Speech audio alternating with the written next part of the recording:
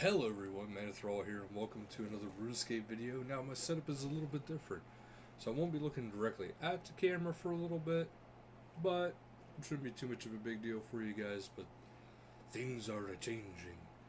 Anyway, I want to talk to you guys about Anachronia, the Land Before Time. Now this is actually a very awesome update. At first I thought it was going to be kind of stupid, kind of silly, at least with certain things. Now, this first video is just going to be taking part of, I'll show you guys the cutscene. If you don't want to see the cutscene, I'll let you know, just skip like a little bit in the beginning. But the main feature, I'll show the cutscene at the very end of the video. How's that? I'll warn you, then I'll let you know then. But here we go. You get into your main village. Now, there's a couple things that are notable right now. Is you have the newest Slayer Master right here, right out the gate. I just realized something. Let's do this for you guys. We'll just cover up the chat. This way you guys can see the mini-map. Makes sense. Anyway, you got the newest Slayer Master. She's right over here. So this is the best Slayer Master you're going to be able to get.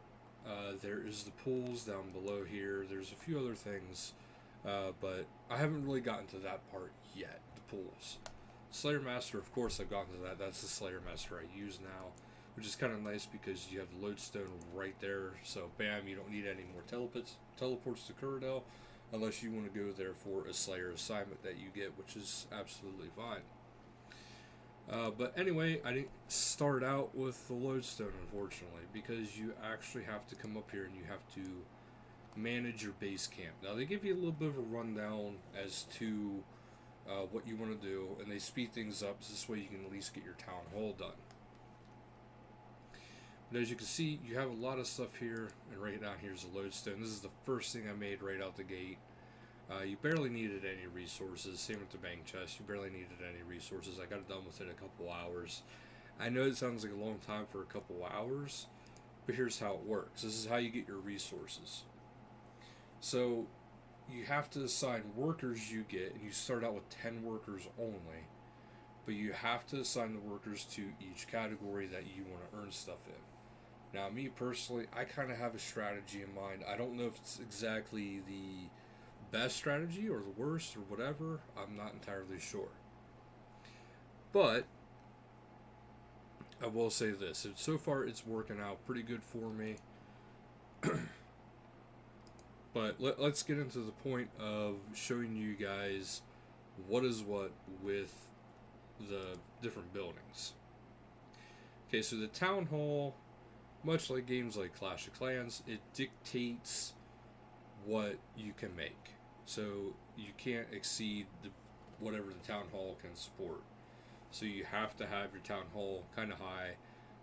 And it also requires other things. Like right now, I could upgrade it, but I have to have more resources. Obviously, I don't have those kind of resources yet. But as you can see from here, that is where all my workers are. They're currently getting supplies from the next town hall. But it also needs storehouse 1 and sleeping quarters 1. Now you're going to want those anyway because the storehouse, by all means, it stores all your goods. You're going to want the storehouse, so you have to keep upgrading that for 2 reasons, for me at least. So that holds how many you need, and that is, of course, right there. It says right there, town hall tier 2, so you have to have that. Sleeping quarters is the next one that's a big deal for me. So, because this is the one that gives you your workers. So after I get to Town Hall 2, Storehouse 2, I will be going for Sleeping Quarters 2 because you also have to have Storehouse 2 and Town Hall 2 in order to get the Sleeping Quarters 2. But this will get me 30 workers when I go to do that. And then you can see the final one is 60 workers, which is absolutely phenomenal. But otherwise you get stuff like the spa, which tier 1 you have agility XP is increased by 5% on the island, which is pretty good. Right now I I'm not sure about all the zones, but for what I can currently do at level 76, I think my current lap gave me a total of 170 for completing the lap, and then it was like about 20 XP for the individual pieces. Now, personally, I'm still going to be doing shifting tombs because you can get some pretty good stuff from there, which I actually recently got the soul talisman from there, so now I have the Omni talisman, and I put it in my hood, and bam, you know, all done. But anyway, this increases your agility XP, and then the very bottom thing is, not only is it increased by up to 10% on the island, which is actually quite substantial, but the small pool effects last 50% longer. That's actually very substantial. 50% in anything is pretty good. Like, you got to take that when you can get it. Then you have the Hunter Lodge, which is you have a 10% chance of gathering an additional resource from woodcutting and big game hunters. I did not realize how important something like this is until I started doing big game hunter, which is going to be my next video. Tier 2, you get big game creatures now take an extra 2.4 seconds to catch you. I know it doesn't sound like a lot, but it is, because sometimes they're pathing, and if you're not dead on and you're not ready with your surge, or was it backdraft escape, sorry, alright, if you're not ready with those, you can get caught just like that, because they have a pretty good sized radius. And then the very bottom, it says one type of frog is removed from the start of each big game hunter, which is actually very important, because each big game hunter encounter you have, each one is weak to a certain type of poison, and it varies. So if you have one frog removed, your first big game hunt, you're going to find out what does the most damage, and you're going to find that out regardless, but at least you have a pretty good way of starting it out. Now, so far for me, it's always been the red frog for poison. Might not always be the red frog, but for me, it's always been the red frog. Then you have the Slayer Lodge, which the Slayer Lodge is actually very good. You have 1% damage boost on the island, 3% damage boost on the island, 6% damage boost on the island. It gets up there pretty high. But then it also gives you the Slayer Helmet Stand, which grants the bonus of the Slayer Helmet across Gillinor, across the entire map, without needing to wear it. So you can wear, full Malevolent and be on a Slayer assignment and not have to worry about this anymore. And then the Player Lodge, you have an increased chance of finding resources on the island by 10%. And then the Lodge restores health, prayer, and summoning points. Ability to modify house teleports to teleport to the Player Lodge, which is, I'm sorry, but kind of silly, because you have the lodestone right there. There's no point in that. But the final one is kind of nice too, is the Skill Cape Stand, which grants a passive Skill Cape perk effect without needing to wear it. So I got a feeling in time, Jackets is going to start incorporating more and more of those kind of things, and then we will be able to greatly, broadly, use a lot more things, because already you have the completionist cape and stuff like that. They're giving more and more effects, and now you're going to have something like that, which is absolutely phenomenal. Now, like I said, how I am distributing my workers is I'm trying to get the sleeping quarters up to tier 3. Once tier 3 hits, then I'll hit down in here. I'll probably I'm either going to be hitting for this or the Slayer Lodge, one of the two, because both of those are extremely good. I would say the Player Lodge, but it's not exactly my thing yet. We'll get to that cutscene here in a second. Now, there is something I haven't exactly discovered yet, and that is, it says about more types of visitors, and so far, the only visitors I've ever seen are these two people here, Eliza and Alphys. So, I don't know if that's something that is, I don't know, I haven't seen really any visitors other than those two. But otherwise, we have Erwinson, which he's pretty cool.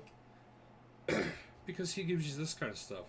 You have hunter mark shops. As you can see, I've completed a few hunter marks. But you have quick traps here, which increases the speed in which you build and arm traps by 30%, which is actually extremely good. That's going to be one of the first things I go for. And you have dinosaur lure, and it says instantly brings the creature from a selected zone back out of hiding, which is actually really good. Frog, you got, which is actually pretty good too, because it removes the poison frog.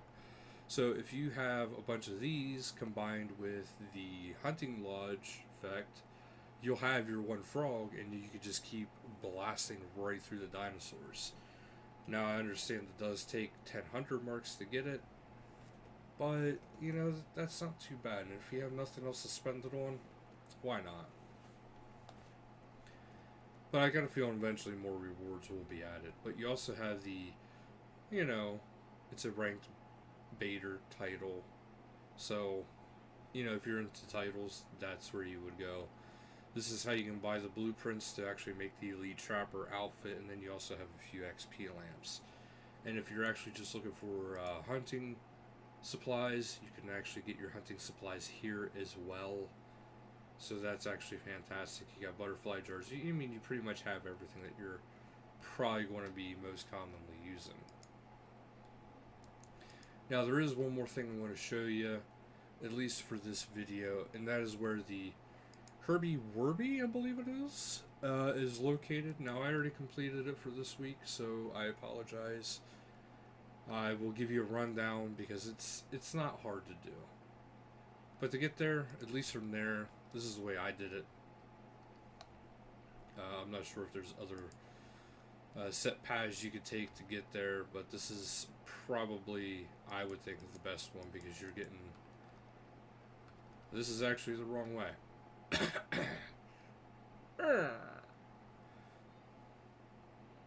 Or is it the wrong way? I forget.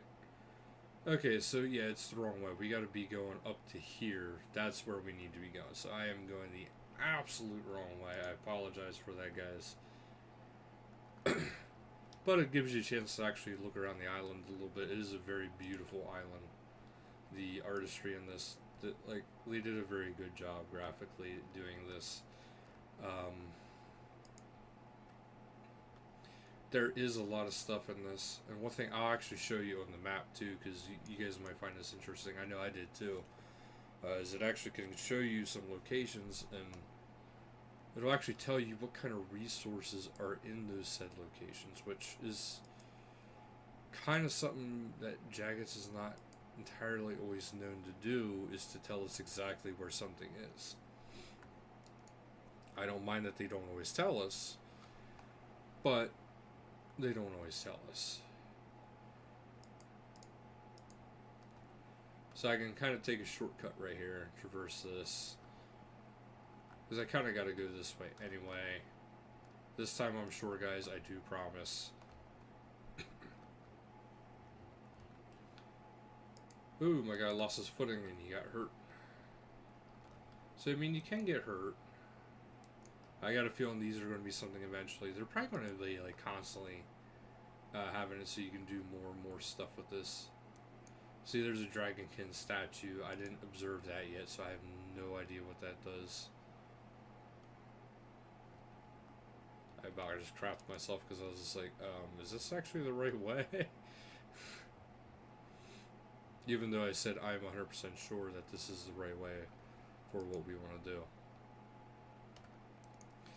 But that's the Big Rex. That is the highest level hunter that you can get. So that's why I like this, because it kind of lets you explore the island. There's Jadinkos all over the island, so if you want to do Jadinko hunting, this would be the place to go for you. If you're not into hunting Jadinkos, then this is really not the place for you. Okay, oh, that's right, I gotta go this way. Wrong way. Alright. Aha, right here. So we want to climb the Rune Temple. There's some of the new dinosaurs. Those are, I believe, the feral ones, which is kind of cool. So you can kind of run along here. You can see him. You got the Gren walls there. Yep, Gren walls. Yeah, that's pretty cool. Yep, feral dinosaur. You just kind of follow these handprints. I'm not sure exactly what those ropes are for. I'm sure one of you guys in the comments, if you could tell me, that's fantastic, because then I get to learn, and then some other people get to learn. And as you can see here, here's another dino that is for the big game hunter minigame slash hunter. It's not really a minigame, but it kind of is a minigame, but it's really, really good and really, really fun. I actually really like it, and I hate hunter. As you can see, the Wurby Derby is right up here. We'll actually head down there now. There's some plants. Haven't really fought those yet, the liverworts and other stuff like that. I haven't really done much with that kind of stuff yet. But here is the Zygamite. Now he's the one that gives you an introduction. You can get 100 points per thing.